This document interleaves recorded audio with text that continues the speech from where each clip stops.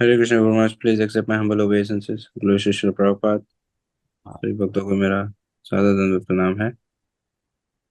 और आज हमारे बीच पुनः परम पूज्य श्री वृंदावन चंद्र गोस्वामी महाराज श्री वृंदावन धाम से उपस्थित है। श्री वृंदावन महिमामृत का तीसरा सत्र प्रारंभ करने मैं आज पुनः महाराज जी श्री वृंदावन महिमामृत का रसपान कराएंगे, तो सभी से अनुरोध है अपने नाम जप को विराम दे दीजिए और ध्यान पूर्वक आज का टॉक भी, आज की कथा श्रवण करने तैयार रहिए। अब समय ना लेते हुए हम परम पूज्य श्री वृंदावन चंद्र गोस्वामी महाराज के चरणों में अनुरोध करना चाहेंगे, प्रार्थना करते हैं कि आज का टॉक प्रारंभ करें महाराज। हरे कृष्ण। हरे हरे।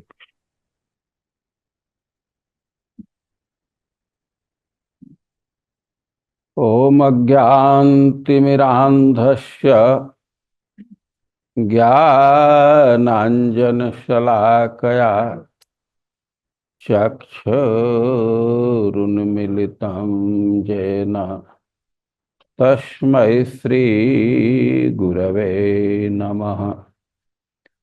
हे कृष्ण करुणा सिन्धु दीनबन्धो जगत्पते गोपेश गोपिका कांत राधा कांत नमस्तुते।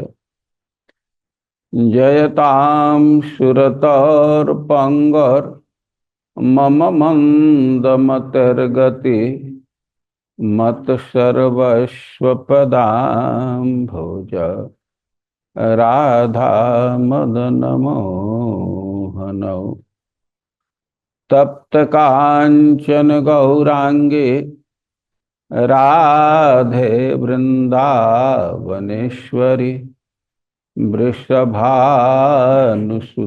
देवी प्रणमामि हरिप्रिये। नमो महावदान्याय कृष्ण प्रेम प्रदायते कृष्णाय कृष्ण चैतन्य नाम्ने गौरत्विषे नमः। श्रीचैतन्यमनोभीष्टं स्थापितं येन भूतले सोऽयं रूपः कदा मह्यं ददाति स्वपदान्तिकम्। वाञ्छाकल्पतरुभ्यश्च कृपा सिन्धुभ्य एव च पतितानां पावनेभ्यो वैष्णवेभ्यो नमो नमः। जय श्री कृष्ण चैतन्य प्रभो नित्यानंद श्री अद्वैत गदाधर श्रीवासादि गौर भक्त वृंद। हरे कृष्णा कृष्णा कृष्णा हरे हरे, हरे राम राम राम हरे हरे। हम लोग आवृत्ति करेंगे वृंदावन महिमामृत ग्रंथ के प्रथम शतक का 73 नंबर का श्लोक। फर्स्ट शतक, टेक्स्ट 23। ओम नमो भगवते वासुदेवाय।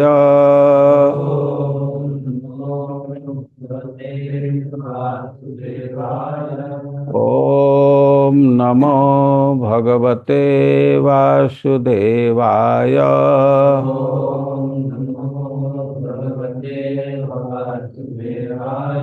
ओम नमो भगवते वासुदेवाय। ओम नमो भगवते वासुदेवाय। वस्तुः वस्तु कोटिगुणं कोटिगुणं श्रुतं श्रुतं सुकृतं सुकृतं वासः वासः अन्नवासादिभिः अन्नवासादिभिः तीर्थे तीर्थे वासयितुः वासयितुः स्वयं हि हि तरति तरति द्वौ तौ स यत् तारयेत्। तारयेत्। प्रेमानंद प्रेमानन्द रसात्मधामनि परे हरे वृंदावने वृंदावने वासकः वासकः तु तु आश्चर्यां आश्चर्यां वृषभानुजा प्रियभानुजा प्रिय प्रिय रतिं रतिं प्राप्नोति प्राप्ति अनयासतः। अनया वस्तु कोटिगुणं श्रुतं सुकृतं वासोन्नवासादिभिः वस्तु कोटिगुणं श्रुतं सुकृतं वासोऽन्नवासादिभिः। तीर्थे वासयितुः स्वयं हि तरति दौतौ स यत्तारयेत्। तीर्थे वासयितुः स्वयं वितरति रौद्रौ सायवारयेत्। प्रेमानन्दरसात्मधामनि परे वृंदावने वासकः प्रेमानन्दरसात्मधामनि परे वृन्दावने वासकः। त्वाश्चर्या वृषभानुजा प्रियरतिं प्राप्नोत्यनायासतः। वात्सल्यां वृषभानुजा प्रियरतिं प्राप्नोत्यनायासतः। वस्तु कोटिगुणं श्रुतं सुकृतं वासोन्नवासादिभिः वस्तु कोटिगुणं श्रुतं सुकृतं वासोऽन्नवासादिभिः। तीर्थे वासयितुः स्वयं हि तरति दौतौ स यत्तारयेत्।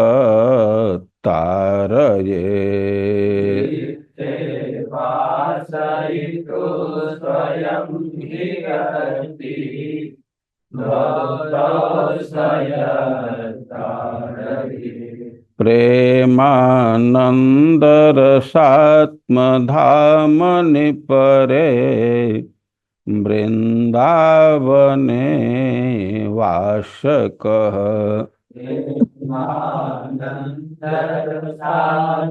प्रेमानन्दरसात्मधामनि परे वृन्दावने वासकः। त्वाश्चर्यां वृषभानुजा प्रियरतिं प्राप्नोत्यनायासतः। वृषभानुजा प्रियरतिं प्राप्नोत्यनायासतः। साथ में बोलिए। वस्तु कोटिगुणं श्रुतं सुकृतं वासोन्नवासादिभिः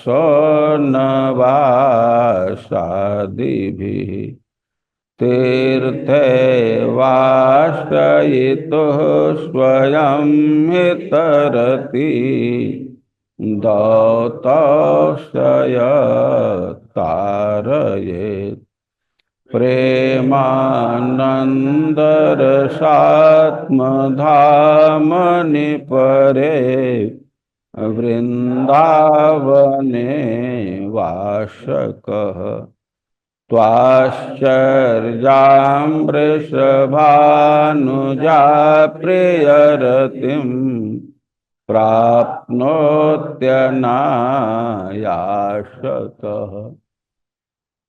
हम लोग वृंदावन महिमा का श्रवण कर रहे हैं।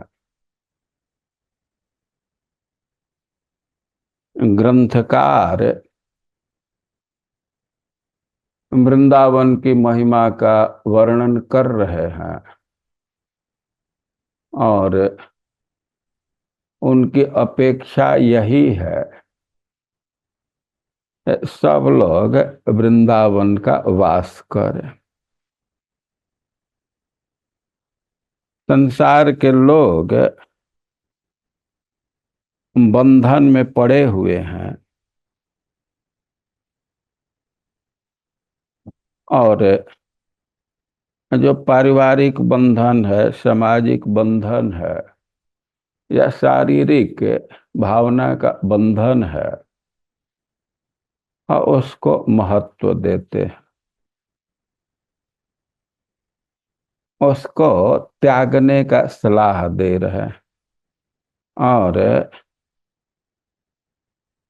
कह रहे हैं कि ये मिथ्या है, झूठा है, इसका त्याग करके वृंदावन का सेवन करना चाहिए। कई एक श्लोक में इस बात को कहे हैं, लेकिन एक श्लोक में बड़ा जोर दे करके रहे कि अद्यैव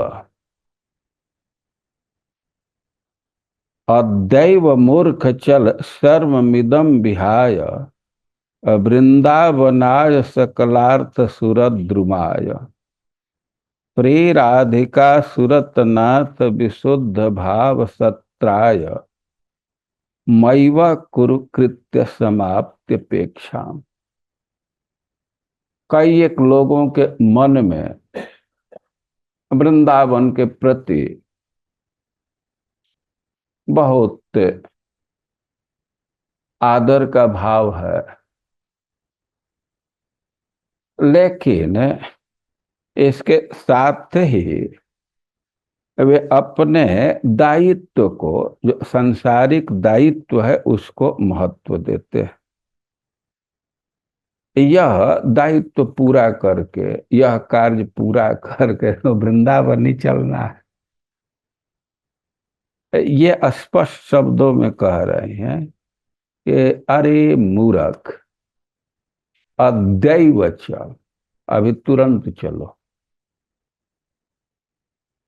शब्द आप देख सकते हैं, अद्यैव मूर्ख चल सर्वमिदं विहाय। जो भी जिम्मेवारी की बात करते हो, संबंध की बात करते हो, दायित्व की बात करते हो, इदं सर्वं विहाय अद्यैव चल, तुरंत चलो। अद्य मतलब अभी। अरे भाई, कैसे चलें? और है कि वो सुरक्षित स्थान है, वृंदावनाय सकलार्थ सुरद्रुमाय। किसी स्थान पर हो तो किसी प्रयोजन से ही ना, किसी लक्ष्य से ही ना। सकलार्थ सुरद्रुमाय, जो भी प्रयोजन है वे सारे प्रयोजन को सिद्ध करने में वह कल्पतरु है वृंदावन। कल्पतरु की विशेषता है कि जो इच्छा होती है उसको पूरा कर देता है, संकल्प करने से ही पूरा कर देता है। और वृंदावन के लिए करें कि सकल अर्थ धर्म काम मोक्ष जो चाहते, या इससे बढ़ करके पंचम अर्थ, ये सारे अर्थ को प्रदान करने के लिए ये कल्पतरु के समान। श्री राधिका सुरतनाथ विशुद्ध भाव सत्राय मैव कुरु कृत्य समाप्त्यपेक्षा। जो राधिका नाथ हैं और उनके प्रति जो शुद्ध प्रेम है, उसको प्राप्त करने के लिए वृंदावन तुरंत चलो। मैव कुरु कृत्य असमा कृत्य कृत्य समाप्त अपेक्षा, यह अपेक्षा मत रखो कि ये काम पूरा करके चलेंगे। कई एक लोगों के मन में विचार होता है, लड़के का नौकरी लग जाए तो उधर ही चलेंगे, लड़की का विवाह हो जाए तो वृंदावन चलेंगे। कई एक लोगों की इच्छा होती है, लेकिन ये रहता है कि ये पूरा करके, यानी कि ना कृत्य मैव कुरु कृत्य समाप्ति अपेक्षा, अपने कर्तव्य के अपने कृत्य की समाप्ति की अपेक्षा मत करो, अद्यैव च तुरंत चलो। अरे ऐसा भी होता है क्या कि कोई कहे कि चलो और कोई चल दे? हाँ, होता है। संत समाज में एक घटना, एक प्रसिद्धि है। जब जीव गोस्वामी वृंदावन में वास कर रहे थे और दक्षिण भारत से एक टोली आई। दक्षिण भारत में एक गदाधर भट्ट करके वैष्णव थे, वृंदावन के प्रेमी थे, भगवान के रसिक भक्त थे। और वहां सत्संग चलता था। वे पद लिखे थे, सखीरे मैं तो श्याम रंग रगी या पगी, ऐसे कुछ पद था। और उनके अनुयायी उसी पद को गाते हुए वृंदावन में भ्रमण कर रहे थे। जीव गोस्वामी उनको बुलवाए, कहाँ से आए हैं? बतलाए कौन ये पद सिखाया है, वो भी बतलाए, गदाधर भट्ट। अब एक कहे कि हमारा एक चिट्ठी उनको दे देना, जा करके वो पर्ची दे दे। कहे ठीक है, हम लोग दे देंगे। तो उस पर्ची पर लिखा था, अनाराध्य राधा पदाम्भोज जुग्म, राधा रानी के चरण जुगल की आराधना किए बिना, और अनास्य वृंदाटवी तत्पदांका, और वृंदावन का सेवन किए बिना। जो वृंदावन राधा रानी के चरणों से अंकित है, और असंभाव से तद्भाव गंभीर चित्ता, और जो राधा रानी के भाव से भरे हुए भक्त हैं, और उनसे संभाषण किए बिना। कुतः श्याम सिंधो रसस्यावगा, ये श्याम सुंदर के रस समुद्र में कैसे अवगाहन होगा? भाई, श्याम सुंदर के रस सिंधु में अवगाहन के लिए, डुबकी मारने के लिए तो 3 काम जरूरी है, या कम से कम 3 में से है एक जरूरी है। 3 काम जरूरी है कि जो वृंदावन का सेवन नहीं किया, राधा रानी की उपासना नहीं किया, और राधा रानी के भक्तों से संभाषण नहीं किया, वह श्याम सुंदर के रस समुद्र में कैसे अवगाहन करेगा? ये श्लोक ले जाकर के गदाधर भट्ट को दिए। उस समय सुनते हैं कि गदाधर भट्ट किसी कुएं पर दातुन कर रहे थे। दातुन समझ रहे हैं ना? वो वृक्ष का कोई डंठल ले करके उसी को ब्रश बना करके और दांत साफ करते हैं। डीटी वर्शिप के लिए जाते हैं तो उसके पहले लिखा गया कि दातुन जरूर करना चाहिए। तो वे कुएं पर दातुन कर रहे थे, इसके बाद स्नान करते। ये श्लोक पढ़े और बस स्नान भी नहीं किए, कुएं से घर पर नहीं गए, वहीं से चले आए। बरसाना में उनके समाधि का दर्शन, नहीं, ऊंचो गांव में समाधि का दर्शन करते हैं। राधा रानी को, श्री जी को वही प्रकट किए हैं। तो अद्यैव चल, बस तुरंत चलो। वो स्नान भी नहीं, कहीं आगे रास्ते में किए होंगे जो किए होंगे। कुएं पर बैठे थे, स्नान के लिए आए थे, घर नहीं गए थे। तो ऐसी घटना है। ग्रंथकार कह रहे हैं कि अद्यैव चल, अद्यैव मूर्ख चल सर्वमिदं विहाय, सब छोड़ करके अभी चलो। तो कह तो रहे हैं लेकिन अब उधर की बात तो सुन लिए, अब इधर से कुछ सर्वे करने लगे, इधर से क्वेश्चनायर दे दीजिए तो कितने लोग तैयार होंगे। चलो आगो हम बढ़ाओ। लोग तुरंत तो तैयार नहीं होंगे और कह रहे हैं कि ठीक है, अब तुम कह रहे हो कि ना, बात तो समझ में आ रही है, लेकिन हमसे तो संभव नहीं है कि छोटे छोटे बच्चों को छोड़ करके चले जाए, पति को छोड़ करके चले जाएं, परिवार को छोड़ करके चले जाएं, या जॉब को छोड़ करके चले जाएं। नौकरी का बंधन है। कि अच्छा ठीक है, ऐसा नहीं कर सकते हो तो साधो सकनो से नो चेत सकलम अपि हटात स्वप्न कल्पम विहातु। अरे भाई, तुम छोड़ नहीं सकते हो, लेकिन हमारी बात सुन लो कि स्वप्न कल्पम, तो ये जो नौकरी का महत्व दे रहे हो, परिवार का महत्व दे रहे, संबंध का महत्व दे रहे हो, तो सपना से अधिक महत्वपूर्ण नहीं है।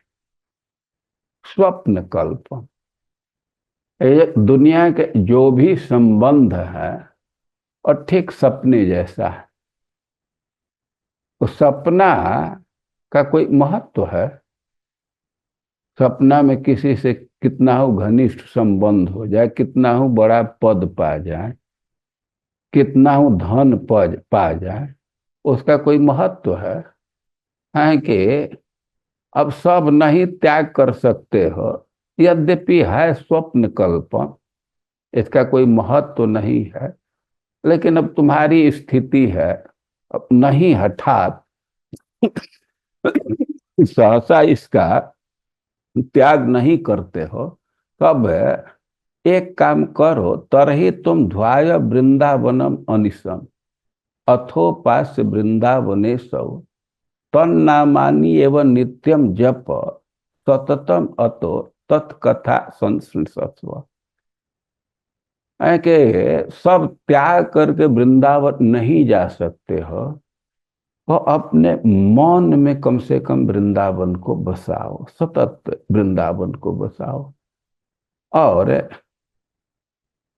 अब वृंदावन में, वृंदावन के भी जो उपास्य हैं, उस जुगल जोड़ी की उपासना करो, प्रिया प्रियतम की उपासना करो, और तन नामानी एवं नित्यम जप सततम, तन नामानी एवं नित्यम जप, उन्हीं के नाम का जप करो, और सतत मत तत्कथा संस्मृतिस्व, और वृंदावन के विषय में निरंतर श्रवण करो। यह और श्रीमद वृंदावनस्था नथ परिचर भो भोजनाच्छादनाद्य। तुम नहीं वृंदावन में जा सकते हो, अपने दायित्व का त्याग नहीं कर सकते, परिवार का त्याग नहीं कर सकते, संबंध का त्याग नहीं कर सकते, और वृंदावन में जो निवास कर रहे हैं जो वृंदावन में स्थित है, वृंदावन स्थान परिचर, उनकी सेवा करो। अरे वे कैसे सेवा करें? हम तो यहाँ हैं और वे वृंदावन में निवास कर रहे हैं, तो हम कैसे सेवा करें? आए कि भोजना छादना दे, भोजन, कपड़ा और आवास दे करके सेवा कर। जो वृंदावन आ नहीं सकते हैं, और वहीं से कपड़ा भेज सकते हैं, अन्न भेज सकते हैं, या घर खरीदे हैं तो चाबी भेज सकते हैं।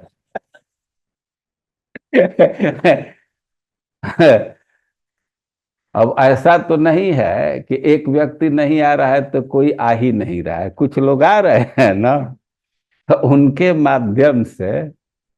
और नहीं तो अभी तो इस समय कंपनी वाले होड़ मचाए हैं कि हम आपका सहयोग करेंगे।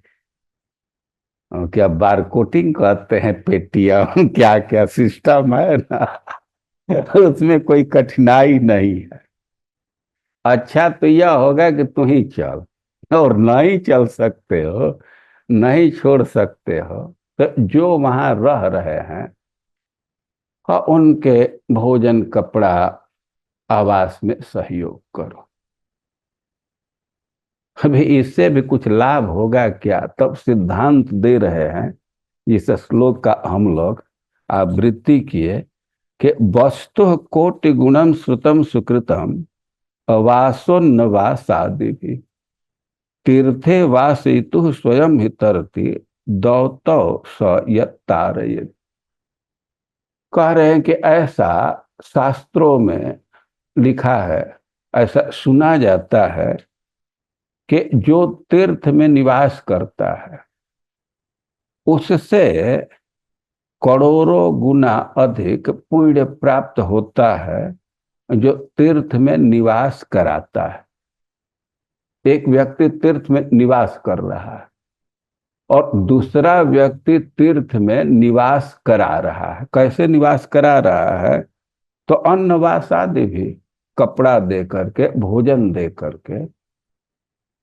और जो वासई तो वास कराने वाला है, दूसरे को वास करने में सहयोग कर रहा है, तो उसको करोड़ों गुना अधिक पुण्य मिलेगा। भाई ये क्यों गणित है? और उसका सिद्धांत दे रहे हैं कि वास करने वाला तो अपना उद्धार करेगा, लेकिन वास कराने वाला, तो जिसको वास कराया उसका भी उद्धार होगा, और वास करने कराने के फल से उसका भी उद्धार हो जाएगा। तो तीर्थ के विषय में ये सिद्धांत दे रहा है। जो व्यक्ति वास कर रहा है उससे करोड़ों गुना पुण्य उसको मिलता है जो वास करा रहा है, क्योंकि वास करने वाला तो अपना ही उद्धार करेगा और वास कराने वाला दोनों का उद्धार कर रहा है। उसका भी उद्धार होगा, जिसको वास करा रहा है उसका भी उद्धार हो रहा है। ये तीर्थ का गणित है। और प्रेमानंद रसात्म धामनि परे वृंदावने वास कह रहे हैं कि जो व्यक्ति वृंदावन में किसी को वास करा रहा, वृंदावन के विषय में कह रहे हैं कि प्रेमानंद रसात्म धामनि, यह तो प्रेमानंद का घनीभूत स्वरूप है, उसी का धाम है। और जो व्यक्ति वृंदावन वास कराता है, आश्चर्यम वृषभानुजा रति प्रियम, अने वृषभानुजा प्रिय रति प्राप्नोति अनायासत, वह व्यक्ति बिना प्रयास का ही, जो व्यक्ति दूसरे को वृंदावन वास करा रहा है और बिना प्रयास का, वह राधा रानी के जो प्रियतम है उन कृष्ण में रति प्राप्त कर लेगा, और उसको भाव भक्ति की प्राप्ति हो जाएगी, जो आश्चर्यजनक है, बहुत सुखद है। और वृंदावन में वास के लिए प्रेरित कर रहे हैं। जो व्यक्ति इसके लिए नहीं अभी तैयार है, नहीं त्याग करके आ सकता, और उसको जो वहां निवास कर रहे हैं उनका सहयोग करना चाहिए। और जो व्यक्ति वृंदावन में निवास करने में सहयोग करेगा उसे कृष्ण प्रीति की प्राप्ति हो जाएगी। तो यह सिद्धांत दे रहे हैं। और आगे बढ़ाओ। ये सिद्धांत को और पुष्ट कर रहे हैं। ये भाई वृंदावन की यह महिमा है कि जो व्यक्ति वृंदावन से किसी प्रकार से अपना संबंध जोड़ दिया, तो वृंदावन उसको छोड़ने वाला नहीं है।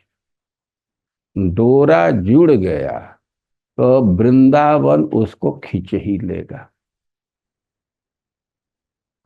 और तुम वहां जाओ तो बहुत अच्छी बात है, और नहीं जा सकते हो और कुछ कनेक्शन किसी तरह जोड़ दो। और इस विषय में सिद्धांत दे रहे हैं। जे वृंदावन मां बसंति यदि वा स्पृष्ट्वाथ दृष्ट्वा गता ध्यायन्ते प्रणमन्ते तद्गुणगणान् गायन्ति शृण्वन्ति वा मूर्ध्ना बिभ्रति तद्रजः क्वचन तत्संबंध संबंधिनः तानान्युत्ता तानत्तुन्नयते परम पदमः वृंदावनम पावनम। सिद्धांत दे रहे हैं कि जे वृंदावन मां बसंती, जो वृंदावन में भली भांति निवास कर रहा है, यदि वह स्पृष्ट्वात् दृष्ट्वा गता, या वह निवास नहीं कर पा रहा है तो वहां आया, दर्शन किया और स्पृष्ट्वा नमस्कार किया, अपने ललाट से स्पर्श किया और गता फिर अपने स्थान में चला गया, अपने शहर में चला गया। लेकिन ध्यायन्ति प्रणमन्ति तद गुण गणा, अब वहीं से वृंदावन को प्रणाम कर रहा है, वृंदावन का गुणगान कर रहा है, वृंदावन के गुण का श्रवण कर रहा है। और मूर्धना बिभ्रति तद्रज, और अपने मस्तक पर वृंदावन का रज धारण कर रहा है। यानी कि क्वचन किसी तरह तत्संबंध संबंधी न, वृंदावन के संबंध से संबंधित हो गया तो तान अत्युन्नयते परम पदम हो वृंदावनम पावन। अब उस व्यक्ति को ये पावन वृंदावन ही अति उन्नयते, उसको अति ऊंचाई पर पहुंचा देता है। कहाँ? परम पदम, जो सर्वोच्च स्थान है, भगवान का नित्य धाम है, वहां पहुंचा देगा। और ऐसा श्लोक है कि इसको दो तरह से व्याख्या कर सकते हैं। ये वृंदावन मां बसंती, जो वृंदावन में निवास कर रहा है, अथवा आया, दर्शन किया, नमस्कार किया और चला गया, लेकिन वहीं से वृंदावन को प्रणाम कर रहा है, उसके गुणगान कर रहा है, उसके गुण का श्रवण कर रहा है, रज धारण कर रहा है, किसी तरह संबंध रखा है, और वृंदावन उसको परम पद को पहुंचा देगा। या दूसरा अर्थ है कि जे वृंदावन मां बसंती, जो लोग वृंदावन में निवास कर रहे हैं। अब और कोई व्यक्ति आया, उनका दर्शन किया, उनको प्रणाम किया, वृंदावन में जो अच्छा से नियम पूर्वक रह रहे हैं उनका दर्शन कर लिया और उनको प्रणाम किया और जा करके वो रहने वाले व्यक्ति का ध्यान कर रहा है, प्रणाम कर रहा है, गुणगान कर रहा है, उनके चरण का रज धारण कर रहा है और तत्संबंध संबंधी न जो वृंदावन से संबंधी हैं और उससे संबंध रखा है, या तो डायरेक्ट वृंदावन से संबंध रखा है या वृंदावन के संबंधी से संबंध रखा है और वृंदावन उसको अति उन्नयते, उसका अति उन्नति करेगा, परम पद तक पहुंचा देगा। अरे भाई प्रश्न होगा कि परम पद क्या है? और परम पद भगवान का नित्य धाम है। ये जो भौम वृंदावन है और इसके सेवन से भगवान के नित्य धाम की प्राप्ति हो जाती है, तो वह परम धाम है। और वृंदावन नित्य धाम तक पहुंचा देगा वृंदावन से संबंध रखने पर। या एक सिद्धांत के अनुसार ये वृंदावनम पावनम कर्ता और कर्म दोनों है। जो संस्कृत जानते हैं तो नपुंसक लिंग में प्रथमा द्वितीया एक ही विभक्ति होता है ना। तो वृंदावन पावनम, पावनम वृंदावनम, तो ये कर्ता भी है, ये कर्ता है तो कर्म क्या है? परम पद। और इसको कर्म में भी ले लिया जाए तो कोई दोष नहीं है। वे वृंदावन परम पद को पहुंचा देगा। और कोई प्रश्न कर दे कि हमको नहीं समझ में आ रहा है परम पद क्या होगा, तो ग्रंथकार के वृंदावनम पावनम, वो सर्वोच्च पद तो यही वृंदावन है।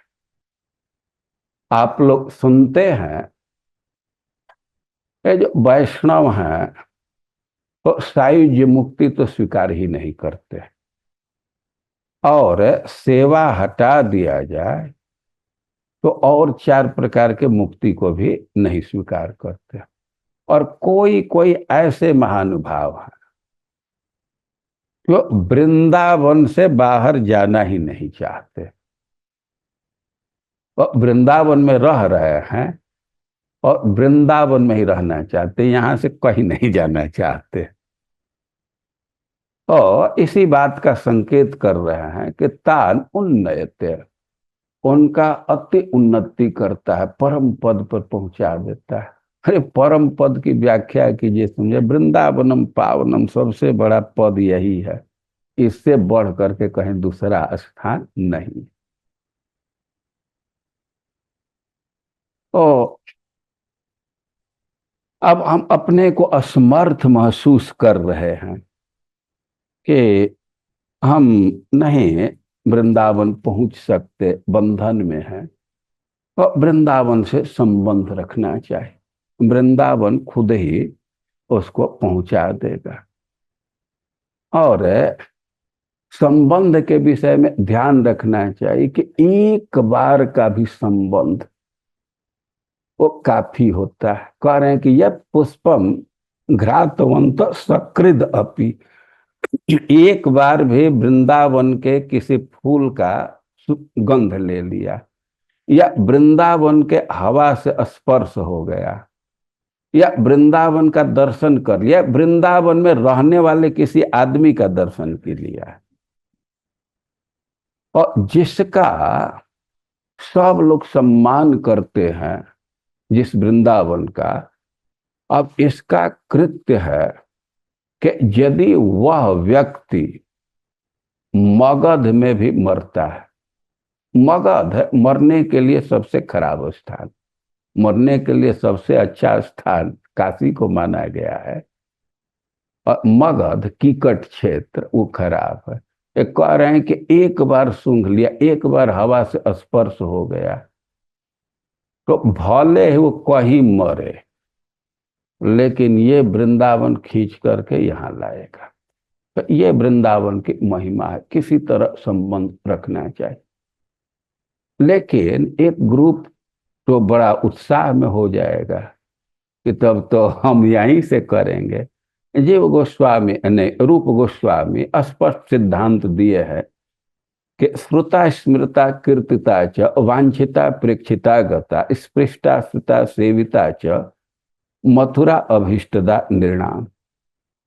वे कह रहे हैं कि वृंदावन से किसी प्रकार से कोई संबंध रखता है, वो 9 प्रकार से संबंध को बतला रहे हैं।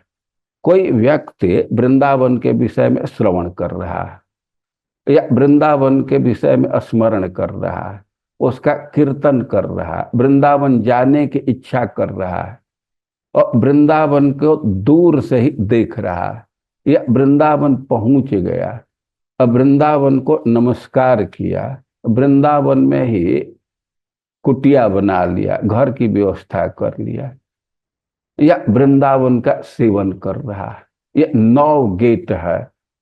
ये किसी भी गेट से वो प्रवेश करना चाहता है, 9 विधा है, किसी को अंगीकार करता है, तो मथुरा अभीष्टदा निर्णय, जो उसके अभीष्ट है, जो वह चाहता है, उसको ब्रजमंडल प्राप्त करा देगा। केवल सुनने मात्र से, केवल स्मरण करने से, केवल गुणगान करने से, वो पहुंचे या न पहुंचे, केवल वृंदावन जाने की इच्छा करने से, और नजदीक नहीं गया, दूर से ही देखने से, या वहां पहुंच गया, या वृंदावन को नमस्कार किया, वह वहीं रहने लगा, या नियम पूर्वक रहने लगा। ये 9 विधा में किसी को स्वीकार करता है तो उसका मनोरथ पूर्ण हो जाएगा। लेकिन एक चीज ध्यान रखना चाहिए कि 9 विधा बराबर नहीं। सुनना बहुत अच्छा है, लेकिन सुनने से अच्छा है स्मरण करना, और उससे भी अच्छा है प्रकट वृंदावन का कीर्तन करना, और उससे भी अच्छा है डायरेक्ट वृंदावन में पहुंच जाने की इच्छा करना, और उससे भी अच्छा है भले ही दूर से प्लेन से जा रहा है, कुछ भी एक बार दर्शन हो गया, और उससे भी अच्छा है कि वहां पहुंच गया, भले ही जूता पहुंच पाने पाने गया है। और उससे अच्छा है कि स्पृष्ट जा करके वृंदावन का ललाट से स्पर्श किया, और उससे अच्छा है कि वहीं कुछ रहने की व्यवस्था बना लिया, आश्रय ले लिया, और सबसे अच्छा है वृंदावन की सेवा करते हुए नियम पूर्वक वहां निवास करना। और किसी को अंगीकार करेंगे तो हमारा मनोरथ पूर्ण हो जाएगा। लेकिन सबसे अच्छा है कि सेवा करते हुए कुछ नियम लेकर के पाठ का, दर्शन का, और वहां निवास कर रहे हैं। और ये सब वृंदावन के प्राप्ति का, अपने उद्धार का कोई एक विधा है। कोई ऐसा नहीं कह सकता कि हम वृंदावन के लाभ से वंचित रह जाएंगे। तो सब इसका लाभ ले सकता है, लेकिन ध्यान रखना चाहिए कि सबसे उत्तम विधा है वृंदावन में सेवा करते हुए निवास करना। समय पूरा हो गया, इसलिए मैं यहीं विराम दे रहा। हरे कृष्ण। बहुत बहुत धन्यवाद महाराज जी। धाम की तरह आप भी अपनी दया और करुणा हम सभी पे एक्सटेंड कर रहे हैं किसी न किसी प्रकार। शायद ही हम में से कोई अब बचा होगा वे 3 सत्र सुनने के बाद किसी न किसी प्रकार से वृंदावन जाने की इच्छा न रखे। बहुत ही मधुर ये कथा और सत्र हो रहे हैं महाराज जी, और आपके चरणों में हम बार बार भूरी भूरी दंडवत अर्पण करना चाह रहे हैं कि हम तैयार थे या नहीं थे पता नहीं, लेकिन आपने पूर्ण रूप से हमें तैयार कर ही दिया है कि किसी न किसी प्रकार। और केवल वृंदावन तो ठीक है, लेकिन अब कार्तिक भी है, तो जैसे वो कहते हैं सोने पे सुहागा है, तो कार्तिक मास में वृंदावन जाने के लिए पूर्ण रूप से आप एक प्रकार से हमें तैयार कर दिया। वहीं बैठ के आप धाम और धामवासी दोनों खींच रहे हैं हमें। तो बहुत बहुत धन्यवाद महाराज। सभी भक्तों से अनुरोध है, हमारी परंपरागत पद्धति से महामंत्र का उच्चारण करके हम महाराज जी का हृदय पूर्वक आभार व्यक्त करते हैं। हरे कृष्ण कृष्ण कृष्ण हरे हरे, हरे राम राम राम हरे हरे। ब्रह्मा जी के चरणों में प्रार्थना भी करना चाहते हैं हम सभी के लिए, वहीं से अपने विशेष आशीर्वाद भेजे कि मन शरीर चेतना तैयार हो ना हो, लेकिन हम बस पहुंच जाए, कुछ भी करके वहां आ जाए महाराज जी। ऐसी प्रार्थना और ऐसे आशीर्वाद के साथ आज के सत्र को हम यहीं विराम देना चाहते हैं। कल पुनः हरे गुरु महाराज जी के सानिध्य में हरि नाम जप और परम पूज्य श्री वृंदावन चंद्र गोस्वामी महाराज जी के सानिध्य में वृंदावन महिमा अमृत का रसाद स्वादन हम करेंगे। श्री हरिनाम प्रभु की जय, हरे कृष्ण महामंत्र की जय, श्री वृंदावन धाम की जय, श्री श्री कृष्ण बलराम की जय, ललिता विशाखा राधा श्याम सुंदर की जय, श्री श्री गौर निताय की जय, श्रील प्रभुपाद की जय, परम पूज्य श्री लोकनाथ स्वामी गुरु महाराज की जय, परम पूज्य श्री वृंदावन चंद्र गोस्वामी महाराज की जय, इस्कॉन वर्तमान गुरु वृंद की जय। वाञ्छाकल्पतरुभ्यश्च कृपा सिन्धुभ्य एव च पतितानां पावनेभ्यो वैष्णवेभ्यो नमो नमः। अनंत कोटि वैष्णव वृंद की जय।